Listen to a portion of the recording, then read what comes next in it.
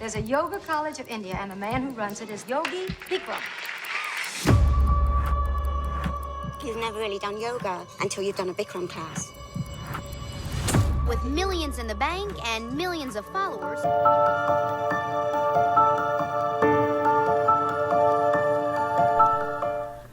So today I want to talk about the Bikram documentary, the Netflix one. I'm not sure if there are any others, but this is the one Netflix did that came out at the end of 2019. And it was almost years ago. I cannot believe it. But when it came out, I was still teaching yoga. Actually, still teaching yoga in Los Angeles, where the headquarters, Bikram's headquarters, used to be. So I used to teach in Koreatown and Beverly Hills. So right there, and a lot of people, when it came out, there was a lot of buzz about it, and a lot of the students and the teachers who had taught for him. And I never met Bikram. I didn't train under him. I trained under his protege, Greg, with yoga to the people, and I covered that last week if you want to listen to that.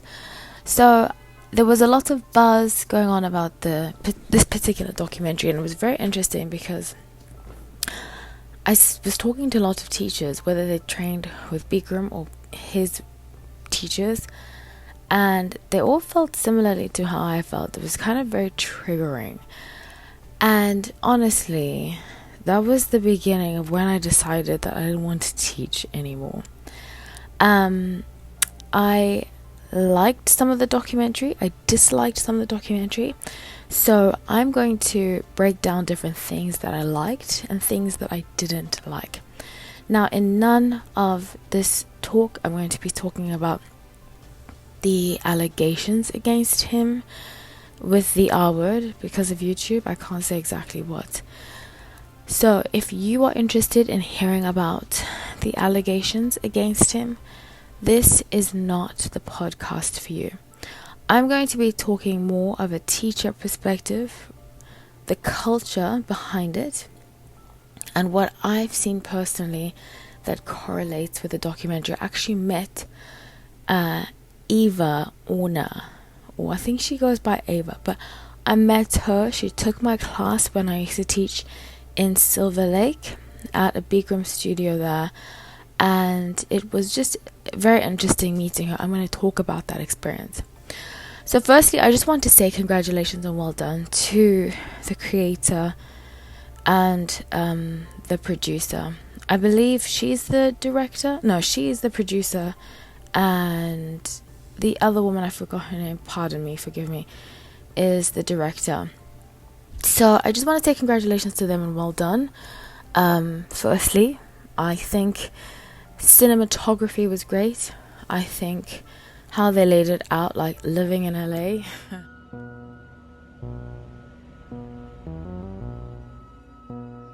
Turn the lights up, open the door please. Bikram was teaching the class on that time. Living in Los Angeles and seeing, honestly, Los Angeles has changed so much even since I've lived here.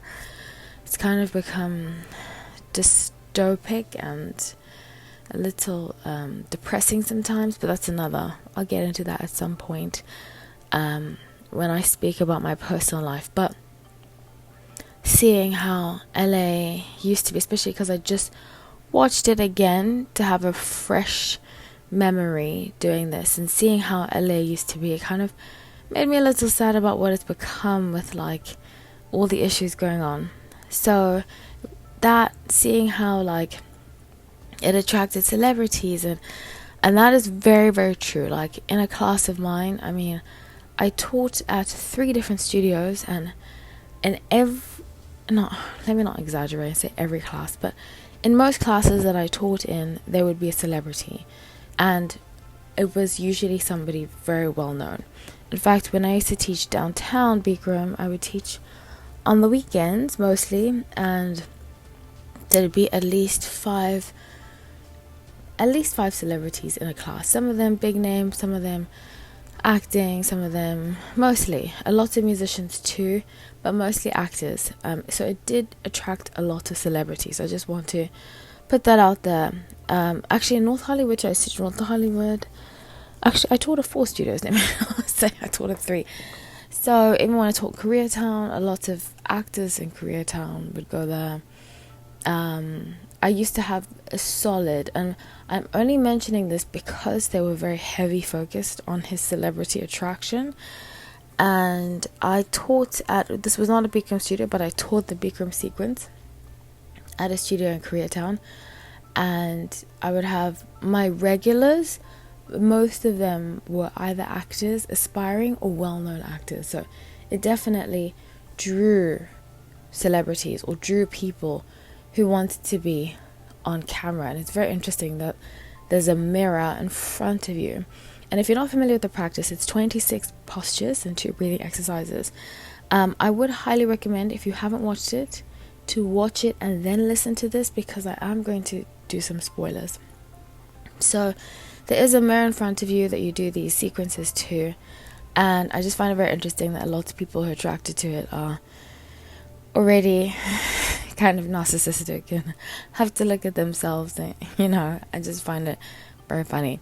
So they were right about that. They were right about and he definitely dropped names about who came, and I think, and I always used to wonder why it's such a celebrity obsessed kind of culture, because in New York it wasn't very much like that. But when I moved to Los Angeles to teach, because I taught in New York before I moved to Los Angeles, because I'm originally from New York, and when I taught, I noticed the huge difference about how studios in Los Angeles cater to famous people. Because when I used to go to Bikram studios or teach at studios in New York, we'd have celebrities, but it wasn't like you cater to them,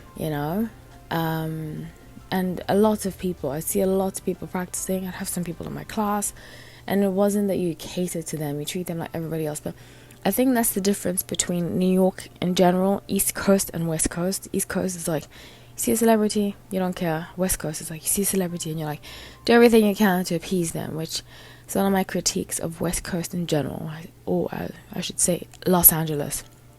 So that they definitely got right, and I fully agree with that. So I love how the teachers talk about him, because there is this kind of like ghost of Bikram in Los Angeles now that he's not here anymore. They've gotten rid of the Bikram branding. We needed to actually have some evolution. At the end of 2015, they did change the name to Hot Yoga Pasadena. And it mostly comes from the students. When I would teach and then I'd be outside of class after and I would talk to students, they would talk about him. I would rarely go without a class and not hear somebody speak about Bikram, obviously, because it's the yoga that he created. And I'm going to get into it later, because I feel one of my critiques that I disliked about the documentary is that they don't give him the credit that I feel like he deserves. But we're going to get into that. So after every class, there's always somebody speaking about Bikram that I found, and a lot of students thought that I had learned from him, because I teach a very disciplined way. I don't like to yell at people, I don't like to talk down to people, but I know my dialogue and I am very disciplined when I teach. And so it was assumed that I learned from him. I didn't. And when I didn't learn from him, I would tell them, let me rephrase that. When I had told them that I didn't learn from him, I learned from his protege, there was a shift in, I would say, about 70% of the students. They would change. And I think that speaks to the cult nature of how Bikram is as a whole. There's this element of, you can only learn for Bikram and that's it. And part of it I understand, because I've taken some classes from people who just taught 26 and 2 who've learned from other people, and it's definitely not the same. There's something that Bikram does bring to teachers who want to teach, and that's the discipline and that's the passion for yoga, and that I will definitely say. So it was interesting to hear them speak about it, because it definitely is like the ghost of Bikram in Los Angeles. It's like he just disappeared. And it's so funny, I came literally to Los Angeles straight after he left, so people were often talking about it. And as I tell you the story, I'm going to introduce how I met the creator of the documentary, who is Australian. And I met her. She came to one of my classes in Silver Lake, and at the time, amongst us teachers, we knew that ESPN was doing a documentary on him. I think it was a collaboration between ESPN and HBO. So I took a personal stance, and I decided to not get involved in the personal drama. At that time, there were a lot of students asking, like, where is he? Do you know what's going on? And because it was in newspapers, it was in news headlines, so I decided as a personal stance that I wasn't going to get involved, because I personally did not know anything. In fact, not only did I meet Eva Orna, I also met Mickey, I forgot her, Jaffa, I forgot her last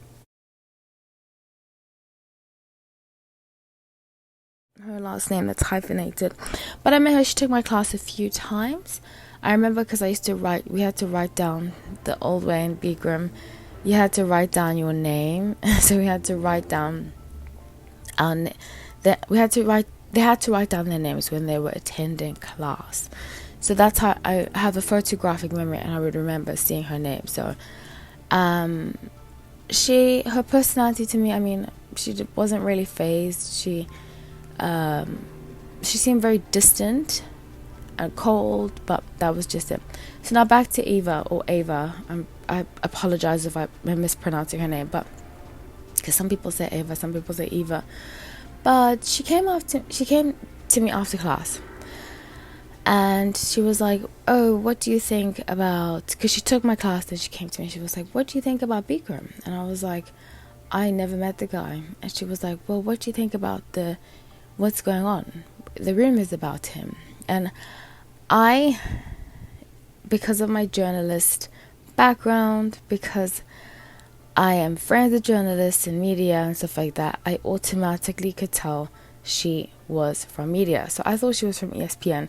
And actually, after I met her, I sent a text to my friend who was a teacher, and I said, I bet you they're going to say something about the class or just some interaction that we had, because I felt like she was trying to pull answers from me. And because I took a personal stance that I wasn't going to say anything about him, because it wouldn't be fair to me. I didn't meet the guy, I don't know him, and I honestly have no idea what happened. And that is me being honest. So I told her that, and I said, I try not to get involved with the drama. There's a lot of drama in the yoga community. I told her that, and I said I took a stance, and I promised myself that I would not get involved in the drama because it would wear me out. I'm paraphrasing, but that was the gist of it, because this was about 3 years ago that she came to take my class. 3.5 years ago, actually, because it was around May. It was in the springtime, and she was like, "That's fair." But she kept on like trying to ask me questions, and I was like, I really can't help you. I don't know the guy. And like I said, if somebody were to speak badly about me and they didn't know the facts, it wouldn't be fair to me. So I want to give him the same grace. And she kind of tried to argue a bit with me. She was like, yeah, but it's everywhere in the news. And I was like, if I listen to the news about everybody, then there's a lot of people that I would have issue with that I don't know. And we all know that they often lie in the news. So, and this has nothing to say about the people who have come out and spoken that something has happened to them. This is how I feel about the media. And she proved my point to be correct. That she was very focused on getting a story from me. I could just tell And even when I said no, she kept badgering me. And in a polite way, because she's Australian, that's the Australian way, to be polite. But I had to tell her no in different ways in order for her to understand what was going on. Or for her to understand that I was just not interested in going the direction of drama and sensationalism. So it made sense when I watched it and I saw she was the creator. It made sense to me later when I watched it. It made sense to me that the documentary seems sensationalized, and the documentary kind of focused on Me Too, because those were lots of her questions, and I was quite disappointed because, granted, there is a story to tell in that aspect, but there's a lot of disgruntled employees that came from Bikram that she never gave any chance to speak their story, especially because they mention it briefly in the documentary. And it seemed to me like she kind of wanted the documentary to be picked up very quickly, because Bikram was around in Los Angeles for 30 years. I'm sure there's lots of employees who have stories to tell, not just about allegations they have about him, about personal allegations, but also professional, which I think that they could have covered, which I'm sure a lot of people would come forward, because I've heard many stories, and I will have some people on later who will want to tell their stories too. So I just wanted, that was kind of a disappointment that I had. And it leads back to, I'm glad I got to meet her, and I'm glad she took my class, because I got to see that, I got to see the intention behind why a lot of media are trying to paint him a certain way, and I think it's to put him in the Me Too, and I think it's just a fraction of the story. So I also, John Dowd, he's also in the beginning, and he speaks about Bikram and all that kind of stuff, and his encounter, and the woman yelling speaks so much volume. And this is another thing, is that they could have included that. They could have included that there's a very hostile energy amongst teachers, amongst studio owners. Like, they say it's just Bikram, but I personally have experienced, I never met Bikram, and I've experienced some of the rudest encounters dealing with Bikram Studios from teachers and studio owners. So I think that they could have covered that too. It's just they wanted to focus on one person, but I think it's also important to focus on the culture that was created. So they also show his characters being very grandiose, verbose, and impactful. I think that they wanted to paint him as like the bad guy automatically from the beginning. Some people don't see it like that. They're like, oh, we saw both sides, but that's just how I feel. I feel like they wanted to make him seem, I mean, he is an odd guy. He's very weird. If you listened to my podcast last week, I speak about it.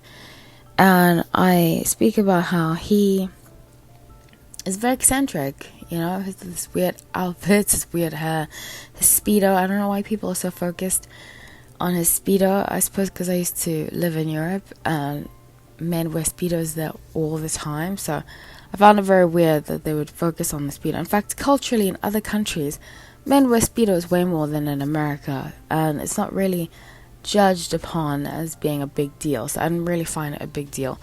But it just seemed like they wanted to mock his character.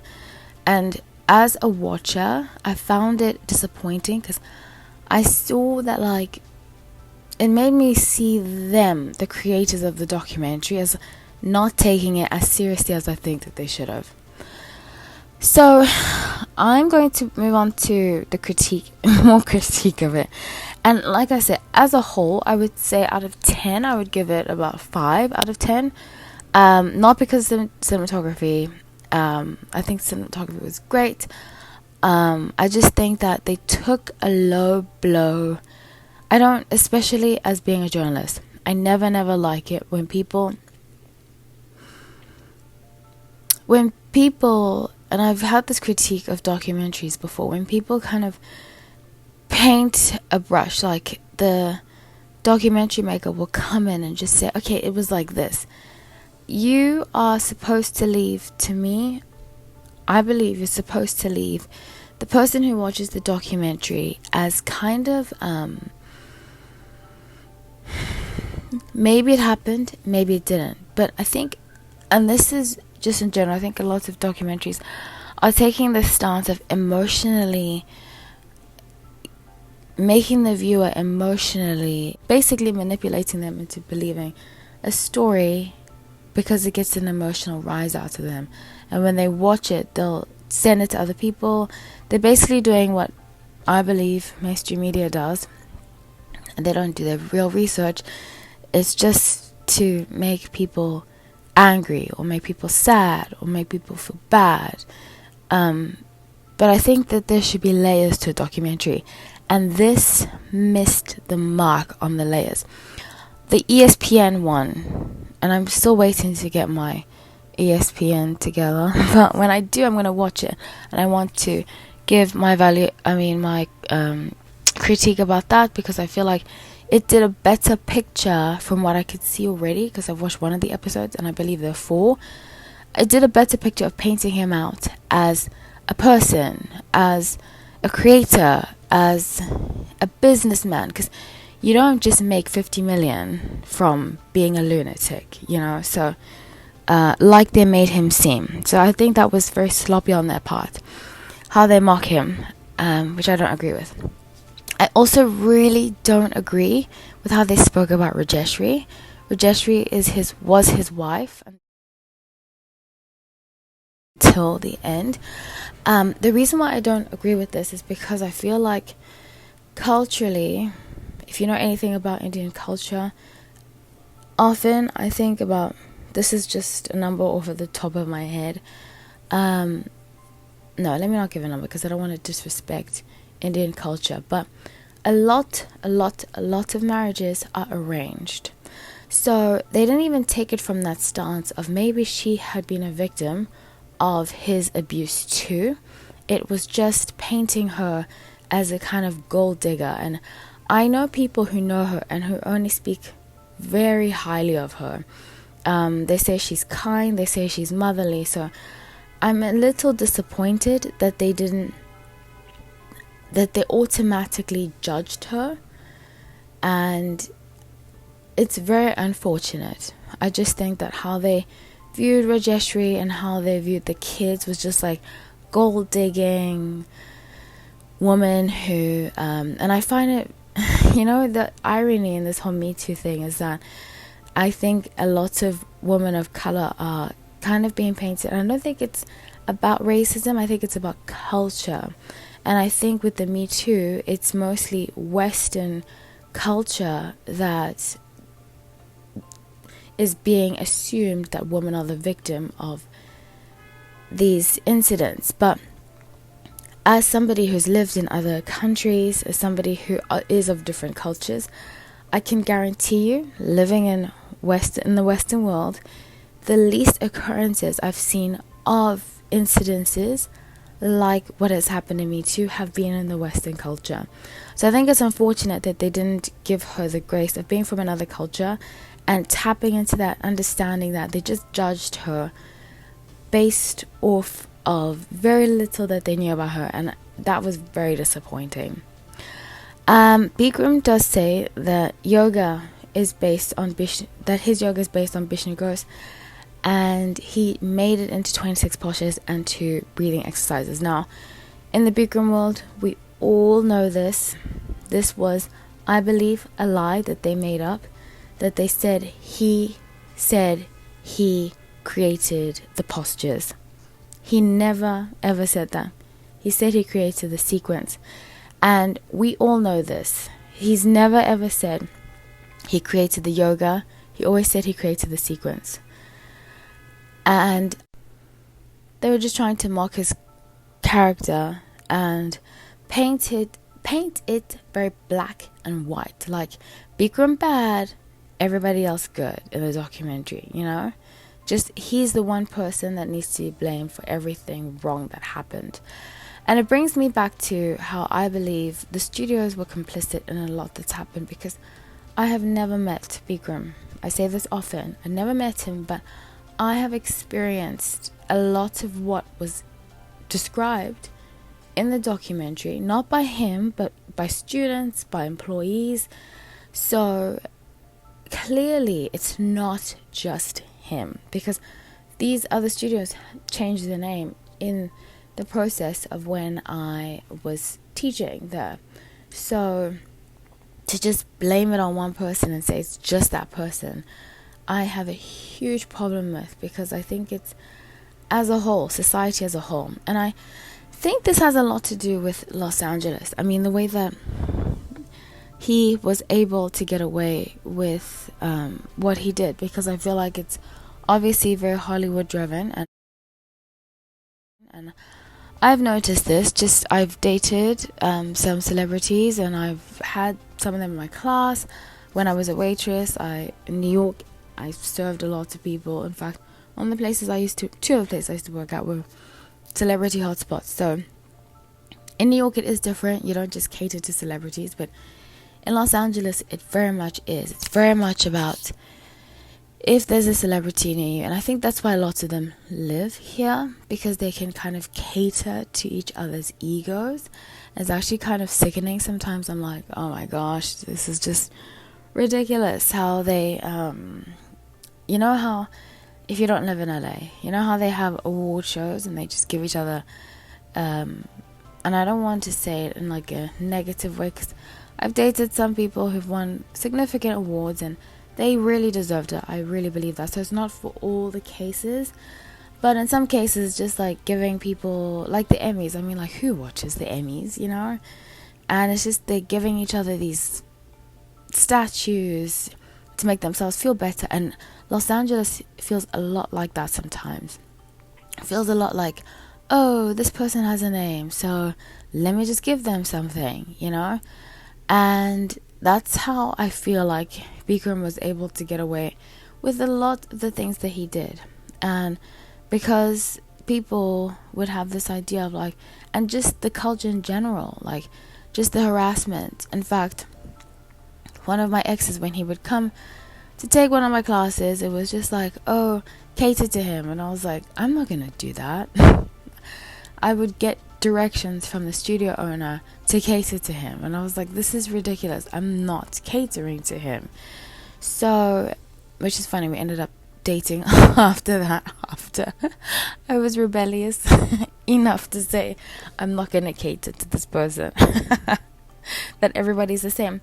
And that's something that I do appreciate about Bikram, that they don't really talk about. Well, they do touch on briefly. He was not about somebody being higher than another. I think the studios became like that so that they could stay open.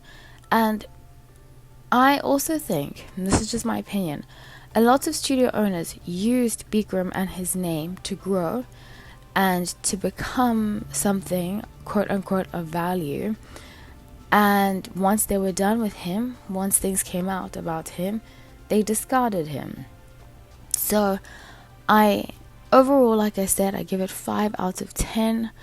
I'm not crazy about it because of how they kind of spoke about him, how they made him out to be, and all that kind of stuff. But as a whole, well done. It's not my cup of tea. Like I said, if they are taking any criticism, I would make it longer, make it like a 5-part series, because it just seemed very surface level, and like it meant to paint Bikram out to be the bad guy, when if we are going to go the bad guy route, I can guarantee you from what I've seen, there are many other bad guys in the Bikram community. So that's what I have to say today. Thank you so much for listening to the Unwellness Community podcast. I'm so grateful that you took the time to do so. Please make sure that if you're on YouTube, you subscribe. If you are listening on Apple Podcast or Spotify, leave a review, preferably 5-star or whatever you would like to do. Thank you again. See you soon.